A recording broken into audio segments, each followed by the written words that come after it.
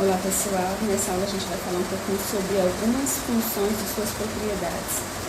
A gente vai introduzir esse assunto para a gente aprofundar um pouco mais nesse ponto de funções, antes da gente falar da função afim, das funções quadráticas e de outras funções especiais. Vamos começar falando da função par e da função ímpar. A função par, ela é uma função com essa propriedade aqui. Tal que a f de x é igual a f de menos x. Vocês vão usar muito isso em cálculo, viu? Então é importante vocês saberem identificar uma função par e o que acarreta isso no comportamento da função no gráfico. Resumindo aqui, né? O gráfico de f, ele é simétrico em relação ao eixo y, quando acontece da função ser uma função par. Escrevendo aqui para vocês, se vocês têm, por exemplo, aqui, eu vou dar mais alguns exemplos ali na frente. Mas a função par, se a gente tem uma função assim, por exemplo, ela não está espelhada aqui no eixo y, ok? Ou seja, você pega um x aqui, o valor de x é esse f de x aqui. E você pega o menos x aqui, menos x, o valor desse menos x está aqui, ó. Tá vendo? Eles não estão assumindo valores iguais, ou seja, essa função aqui não é um exemplo de uma função par. Isso aqui nela não está acontecendo. Agora, veja bem, deixa eu pegar, veja bem, se eu pego no caso aqui, olha, uma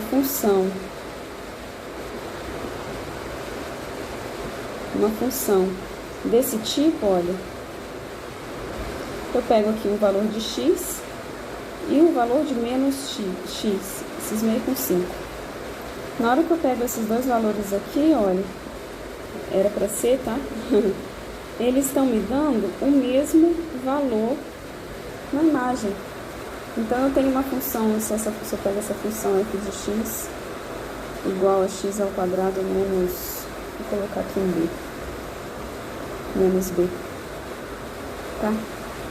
Essa função aqui, ela é uma função, um exemplo de uma função par. O gráfico dela é simétrico em relação ao eixo y. O eixo y aqui está servindo de espelho. O lado de cá é igual ao lado de cá. Tá bem? Aqui um exemplo, né? A f de x igual a x ao quadrado. E ele é um exemplo de uma função par. Exatamente o que eu falei ali, né? Você pega aqui o 1 e o menos 1. F de 1 é igual a f de menos 1, que é igual a 1. F de 2 é igual a f de menos 2, que é igual a 4, tá? Um exemplo de uma função par. Agora, uma função ímpar. O que acontece na função ímpar? O f de x é igual... Desculpa. Na função ímpar, o f de x é igual a menos f de menos x, ou f de menos x é igual a menos f de x. Então, a gente tem aqui, ó, ele não é simétrico em relação ao eixo y, é diferente, ó. O gráfico da f, ele vai ser simétrico em relação à origem. Vamos ver um exemplo disso aqui. Olha só. Simétrico em relação à origem é como se eu espelho do lado de cá e espelho para baixo. E jogo e espelho para baixo, tá vendo? Espelhei para cá e espelhei para cá, tá? Tirando esses rabiscos aqui que eu fiz, a gente vai perceber o seguinte: quando você pega f de 1 e f de menos 1, eles dão o mesmo valor em módulo, mas com sinal opostos, tá bom? A mesma coisa aqui, olha, f de 2, f de menos 2, eles dão o mesmo valor em módulo, tá? Mas com sinais opostos, tá? Esse gráfico aqui é um exemplo de uma função ímpar, que ele é simétrico em relação à origem, tá bem? Observação: existe função que não é par nem ímpar. Por exemplo, a função f de 2x mais 1, tá? Foi aquela primeira função que eu fiz um desenho lá, semelhante àquele, né? Se eu pego o f de 1 e se pego o f de menos 1, não é nem igual a f de menos f de 1, nem igual a menos f de menos 1, tá? Não é igual nenhum nem outro, então é uma função que não é par e não é ímpar. Tá joia? Agora, função crescente e função decrescente, já como fala, né? Crescente é onde o gráfico cresce. Decrescente é onde o gráfico decresce, tá? Agora a gente pode observar, como diz aqui, propriedades importantes. Entre um intervalo em que a função é crescente e um intervalo em que a função é decrescente, no caso aqui ela é estrita crescente, não tem nenhum lugar que você olha que a função está assim, ó, monótona, constante, tá? Aqui essa função que ela está sempre crescendo. Entre um gráfico, um intervalo em que a função é estritamente crescente e estritamente decrescente, a gente tem um ponto de máximo, tá? E entre um intervalo em que a função é estritamente decrescente e depois estritamente crescente, a gente tem aqui um ponto de mínimo da função. A gente vai ver isso com mais detalhes, né? Vai precisar de aprofundar mais isso quando a gente estiver estudando função quadrática. Na função quadrática a gente vai fazer esse estudo de um ponto de mínimo ou máximo, né? Essa função sempre vai ter. Agora, características assim essenciais para a gente saber das funções. Quando a função ela é injetiva, quando ela é sobrejetiva e quando ela é bijetiva. Função injetiva, ou também pode-se dizer injetora, ela vai levar elementos diferentes em imagens diferentes, tá? Então, o que a função injetora faz? O que a função injetora não faz? Ela nunca leva dois pontos no mesmo lugar, tá? Sempre leva dois pontos distintos em imagens distintas. Então, é expresso aqui, ó, por essa frase aqui, ó. x1 diferente de x2 em A, que é o domínio da função aqui, implica f de x1 diferente de f de x2 em B, que é o contradomínio da função, tá? Exemplos aqui, ó, nos gráficos. Essa função aqui, olha aqui, a gente tem que olhar, ó, nos elementos da imagem. Na imagem nunca pode estar chegando duas setinhas no mesmo elemento. Aqui chega uma só, aqui chega uma só, aqui chega uma só, tá? Então, ela é injetiva, ok. Nesse elemento chega uma só. Não tem problema ter elemento que não chega nenhuma, tá vendo? Tá? Isso é outra característica da função. Chega só uma seta, chega só uma seta, chega só uma seta, chega só uma seta. Então, a função é injetiva. Agora, chega uma seta, chegam duas setas. Dois elementos distintos no domínio, indo para o mesmo elemento da imagem. Essa frase aqui, ó, não está acontecendo. Eu tenho x1 diferente de x2 com f de x1 igual a f de x2. É o que está acontecendo exatamente nesse lugar aqui. Então, a função não é injetiva, tá? Olhando para os gráficos, o que precisa acontecer para uma função ser injetiva na hora que eu olho para o gráfico? Preciso muito que elementos distintos, aqui está o meu domínio, do domínio, cheguem em elementos distintos na imagem, tá? Então, eu traço essas linhas aqui, ó, horizontais, por quê? Porque eu estou analisando, por exemplo, esse pontinho aqui da imagem, como eu fiz aqui, tá? Aqui, olha, eu estava olhando para os elementos da imagem, estou observando se tem duas setinhas chegando no mesmo elemento. Aqui é a mesma coisa, estou olhando para esses elementos aqui da imagem. Estou vendo se existem dois pontos do gráfico que são atribuídos a esse ponto, e nesse caso sim, tá vendo? Eu tenho aqui, ó, esse valor aqui e esse valor aqui, digamos aqui, ó, x1, x2, que estão indo para o mesmo ponto, estão assumindo os mesmos valores aqui, tá vendo? Aqui, ó, é o f de x1, que ele é igual ao meu f de x2, que não caracteriza uma função injetiva. Agora, se eu traço diversas linhas horizontais e essas linhas cortam o gráfico em um único ponto, aí sim, eu tenho o caso de uma função injetora ou injetiva, tá? Que é a mesma coisa que a gente estava analisando aqui, ó. Um ponto para cada um, tá? A mesma coisa aqui, ó. Cada pontinho aqui tem um único ponto do gráfico associado, viu? Agora, função sobrejetora ou sobrejetiva é quando todos os elementos do contradomínio estão associados a alguém. Não tem ninguém sobrando no contradomínio. Todo mundo lá tem algum elemento associado, ou seja, a imagem da função é igual ao contradomínio. Isso caracteriza uma função sobrejetora. Olhando aqui, a gente tem o seguinte: não tem problema chegar duas setas no mesmo carinho, que não pode ter ninguém sobrando do lado de cá, tá? Então, vou olhar aqui se tem alguém sobrando. Esse tem uma setinha, esse tem uma setinha, esse tem até duas setinhas. Ela é sobrejetiva, tá? A imagem é igual ao contradomínio. Tem alguém chegando aqui, tem alguém chegando aqui, tem alguém chegando aqui. Então, ela é sobrejetiva. Tem alguém chegando aqui, tem aqui, mas esse tá sobrando e esse tá sobrando. Olha meus conjuntos distintos, ó.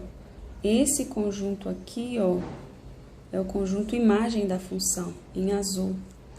Conjunto imagem da minha função, ele é diferente do conjunto vermelhinho, que é o B, tá? Então, não caracteriza uma função sobrejetora. O que não acontece nessa daqui, que eles são iguais. Agora, a função ela é bijetiva ou correspondência biunívoca. O que é uma função bijetiva? Função bijetiva é que ela, ao mesmo tempo, satisfaz aquelas duas características que a gente acabou de definir. A ser sobrejetora e ser injetora. Então, olha pra cá. Nesse caso aqui, tá chegando alguém aqui, tá chegando alguém aqui, tá chegando alguém aqui, não tá sobrando a ninguém. Então, ela é sobrejetora. Agora, vamos ver se ela é injetora. Ah, só uma seta, ok. Só uma seta, ok. Só uma seta, ok. Então, ela tá satisfazendo as duas, ela é bijetiva. Tem aqui, tem aqui, tem aqui, ok. Mas tem dois elementos aqui sobrando, então ela não é sobrejetora, ó. Não é, então ela não vai ser sobrejetora. Ela é injetora, tá vendo? Só chega uma seta, só chega uma seta, só chega uma seta. Só que ela não é sobrejetora, porque esses dois elementos aqui não estão associados a ninguém, tá bom? Vamos analisar esses dois casos aqui.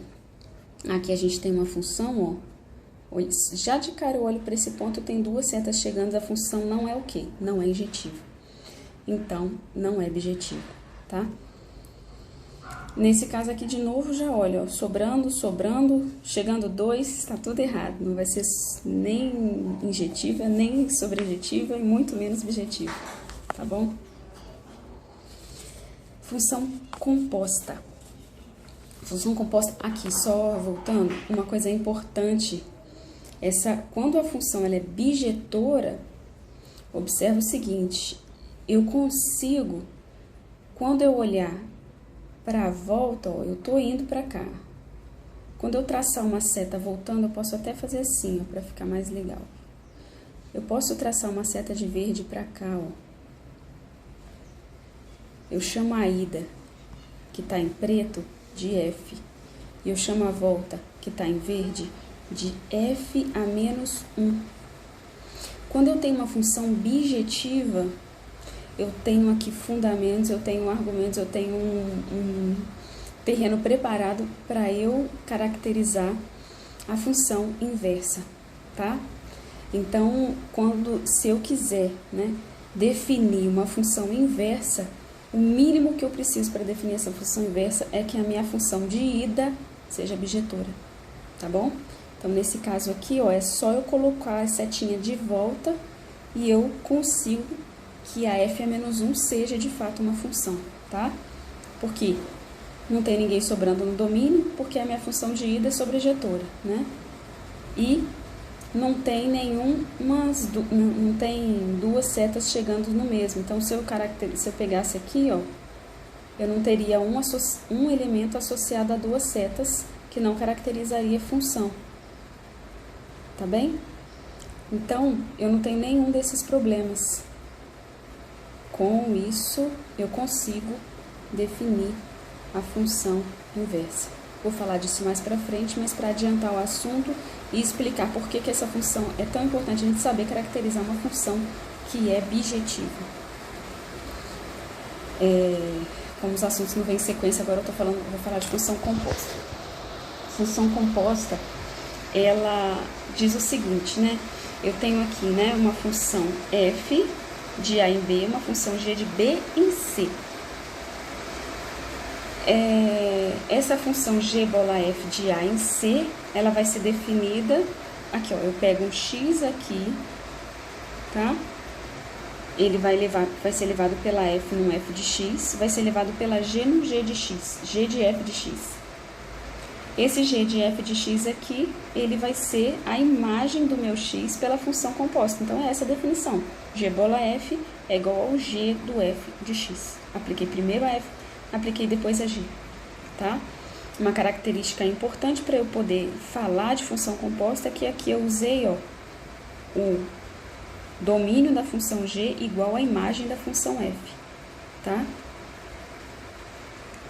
E, na verdade, a gente precisa um pouco mais do que isso, né? Eu preciso que o domínio da minha função g, esteja contido ou igual, tanto faz, na imagem da função f, tá? Que não necessariamente é igual ao contradomínio aqui, tá vendo? Exemplo aqui de função composta. Ops. Pode me ver por enquanto. Exemplo de função composta. Eu tenho aqui f de x igual a 3x menos 2. E tenho aqui g de x igual a 4x mais 1. Vou determinar quem que é g de f de x. Então, olha lá. G. Agora eu vou tirar, porque senão fica ruim escrever. G de f de x, eu vou primeiro aplicar f de x, ó, f de x é 3x menos 2, depois vou aplicar a g de x. Onde tá x aqui, ó, onde tá esse x aqui, eu vou colocar tudo aqui multiplicando por 4, tá? Que no meu caso, é todo mundo que tá aqui dentro do parênteses. Isso aqui vai ser igual a 4 vezes 3x menos 2 mais 1.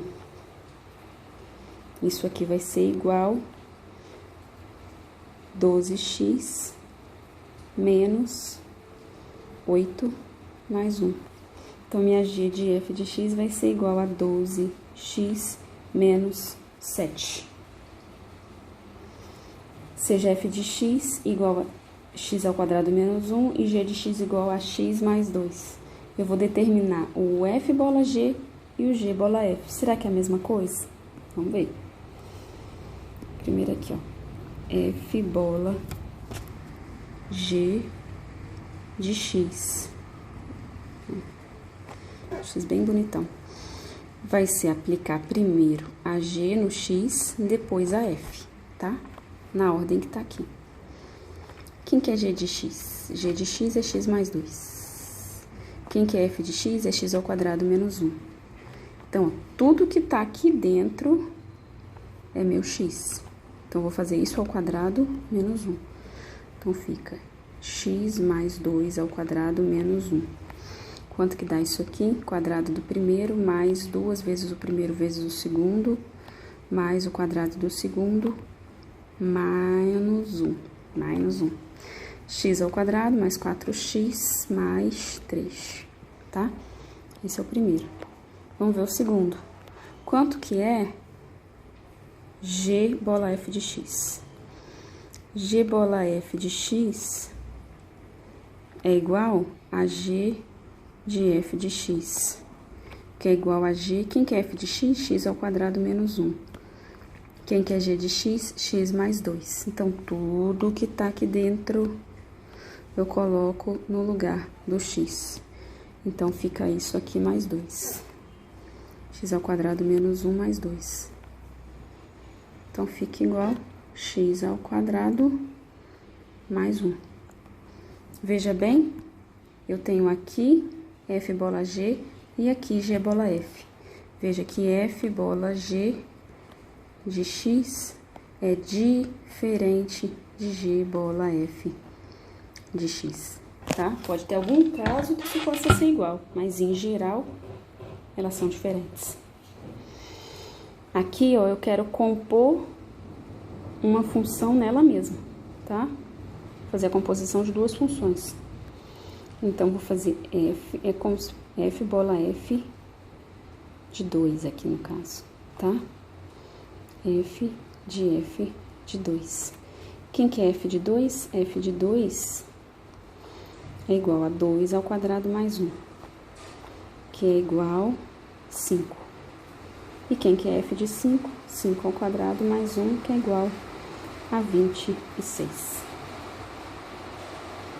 Eu tenho agora aqui mais duas funções, a f, tá? E eu tenho aqui a f de g de x, e quero calcular quem é a minha g. Aqui, então, é diferente, ó. Vamos fazer o seguinte, f de g de x, eu sei que é 6x mais 11. Mas, por outro lado, quem que é f de x? Onde está o x, eu coloco aqui. Só que quem está aqui dentro, no lugar do x, é a g de x, que eu não sei quem que é, quero descobrir, tá? Então, por esse lado, eu sei que f de g de x é igual a 2 vezes g de x menos 1. 2 vezes g de x menos 1, tá? E por aqui, isso tudo aqui é igual a 6x mais 11. Então, ó, daqui eu consigo tirar alguma coisa. Vamos lá? Eu sei que 2 vezes g de x vai ser igual a 6x mais 11, passar esse menos 1 para cá somando, mais 1. Vou passar esse 2 para lá dividindo, eu sei que g de x é igual a 6x mais 12. Tudo isso sobre 2, 3x mais 6. Então, meu g de x é igual a 3x mais 6. Vocês entenderam qual foi a sacada? Foi substituir, em vez do x, a g de x aqui e usar essa informação aqui que o cara me deu, tá bem? Que o exercício me deu. Aqui, olha, eu tenho duas funções e quero descobrir um valor de A para que aconteça aquilo que eu disse que é difícil acontecer. Não acontece em geral. Vamos calcular o de cá, vamos calcular o de cá e vamos colocar os dois iguais para a gente tentar encontrar o valor de A. F bola G de x é igual a f de g de x, que é igual a f. Quem que é g de x? 3x menos 1. Quem que é f de 3x menos 1? 2 vezes 3x menos 1 mais a. Que eu posso escrever como 6x menos 2 mais a. Agora, quem que é g bola f de x? É g de f de x, mas quem que é f de x? F de x é 2x mais a. E quem que é g de 2x mais a é 3 vezes 2x mais a menos 1, que eu posso escrever como 6x mais 3a menos 1. Eu quero que esse cara seja igual a esse cara. Então, ó, o que eu tô querendo? Eu tô querendo 6x menos 2. Vou escrever aqui, tá? F bola G de x é igual a G bola F de x, se e somente se isso aqui for igual a isso aqui. Ou seja, 6x menos 2 mais a foi igual a 6x mais 3a menos 1. Corto 6x com 6x, tá? Isso aqui vai ser igual se e somente se. Vou passar esse menos 2 para lá, tá? Somando, e esse 3a para cá diminuindo. Fica a menos 3a igual a 2 menos 1. Isso é igual se e somente se menos 2a for igual a 1. Isso acontece se e somente se o a for igual a menos 1,5. Tá bem? Então, eu vou ter essa igualdade aqui somente se o a for igual a menos 1,5. Agora sim, eu vou falar da função inversa, que eu já dei uma introduzidinha para vocês um pouco ali atrás, tá? A função inversa, dada uma função f de a em b bijetiva, então a primeira coisa que eu preciso para falar de função inversa é que a minha função seja bijetiva. Ela vai ser a função inversa da função, denomina-se função inversa de f a função g de b em a, ou seja, ela está saindo do contradomínio da f e indo para a, eu posso falar contradomínio ou imagem, porque tem que ser iguais, já que ela é sobrejetora. Tal que o f de a seja igual a b implica que g de b seja igual a a, tá? O que é isso que eu tô falando? A minha f tá na seta de ida, minha g tá na seta de volta, tá bom? Observa que é exatamente isso que tá acontecendo aqui, ó. G tá levando 1 em 6, 3 em 8, 4 em 9. F, desculpa, tá levando 1 em 6, 3 em 8, 4 em 9. A G tá levando 6 em 1, olha lá, ó, 6 em 1, 8 em 3, aí ó, 8 em 3, e o 9 no 4, aí, 9 no 4. Ela tá fazendo o inverso da função f, por isso chama função inversa. Então, olha só, vamos fazer agora os exemplos, a gente quer encontrar a função inversa dessas funções abaixo. Então, essa função aqui, ela já está dita como sendo uma função bijetora, que é a pré-requisito básico para a gente considerar calcular a inversa da função.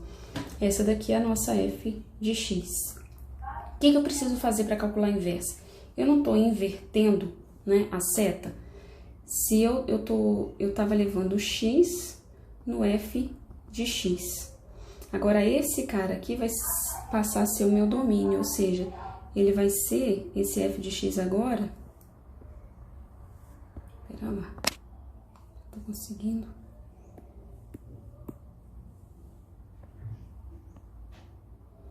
E pronto. Não quer mudar de cor.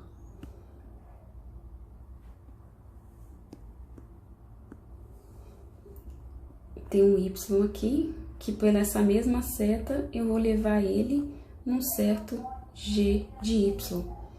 Então, eu vou trocar os nomes aqui. O f de x eu vou chamar de y e o x eu vou chamar de g de y. Tá joia? Tá bom. Vamos lá. F de x igual a menos 3x mais 5. Substituindo isso daqui que eu mostrei pra vocês, tá? A gente vai ficar com y igual a menos 3g de y mais 5. Então, ó, onde tá o x, eu coloquei g de y. Onde tá o f de x, eu coloquei o y, tá? Então, vou isolar aqui o g de y. Então, vou ter aqui 3g de y é igual a 5 menos y. Então, g de y é igual a menos y sobre 3 mais 5 terços. G é a função inversa da f. Tá bom? Então, é basicamente isso aqui que a gente tem que fazer. Ó, essa função aqui é uma função bijetiva com f de x igual a 2x mais 1, tá? Então, olha só. Mesma coisa, ó. Eu tava lá, né? Peguei um x, levei no f de x. Agora, eu quero considerar, né, a setinha de volta. Vou chamar esse cara aqui de y, só que é um pontinho, né? Menos não, tá? Esse cara aqui vai ser o meu g de y. A setinha de volta é o g, a setinha de ida é a f, tá? Então, ó, eu tenho aqui onde que tá f de x, e eu vou escrever y, já vou fazer direto. Y igual onde tá x, eu vou escrever g de y. 2 g de y mais 1 sobre g de y. Só não posso ficar com esses g de y separado aqui, tá? Esse e esse. Tem que juntar esses dois, vamos dar um jeito de mexer nisso daqui. Então, vai ficar y vezes g de y igual a 2g de y mais 1, tá? Vou passar esse cara pra cá subtraindo, vai ficar y vezes g de y menos 2 vezes g de y igual a 1. Vou colocar g de y em evidência aqui, vai ficar g de y, que multiplica y menos 2 igual a 1. Vou passar y menos 2 para cá dividindo, vou ter que g de y é igual a 1 sobre y menos 2. Esse cara aqui, essa g, é a função inversa da f. Agora, o gráfico da função inversa, o que vai acontecer com o gráfico da função inversa? Ele vai ser como se eu espelhasse o gráfico em relação a essa reta aqui, ó. Tô trocando essa reta é a reta y igual a x. Eu tô trocando os nomes, é como se eu espelhasse a reta, eu espelhasse o gráfico em relação a essa reta x igual a y. Então, se essa aqui é a função f, a f menos 1, ela tá simétrica em relação a essa reta. Então, aqui tá o gráfico da f igual a x mais 2, e essa f a menos 1 de x igual a x menos 2. Mesmo quando a gente trata de função aqui, no caso, ó, essa função igual a x ao quadrado, e essa função igual a raiz de x, a função quadrática e a função raiz, a gente observa que elas são exatamente, elas são simétricas em relação a essa reta aqui, tá bem? E é isso, né? A gente só fazer essa observação do gráfico da função inversa e deixo para vocês uma listinha de exercício. Qualquer dúvida, continuo à disposição. Um abraço, fiquem com Deus.